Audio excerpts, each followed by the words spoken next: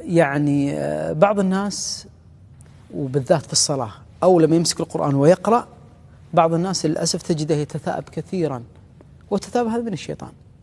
يكره عدم دفع التثاؤب. بعض الناس يفتح فمه والصحيح تدفع، تضع ظاهر اليسرى كما قال الشيخ ابن عثيمين أو باطن يمنى. لماذا مو باطن؟ لأن باطن اليسرى تغسل فيه الأذى، لكن باطنها تفعل وتغلق فمك، لأن بعض الناس لا يرد التثاؤب وهو يصلي.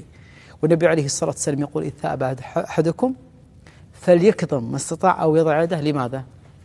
التساؤل. لماذا؟ اليوم تساؤلنا أنتم راح تجاوبون. لماذا واحد يغلق فمه؟ قال عليه الصلاة والسلام صلى الله عليه وسلم: فإن الشيطان يدخل. فإن تثاءبت أكظم.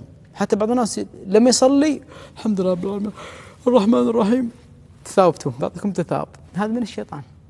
لما يقعد هكذا ما يتثاءب. لما يقرأ القرآن انت تثاءب. واحد ما يحس بالنوم، ما يجيه النوم، اقرأ القرآن راح تتثاءب ويخليك الشيطان انك تنام.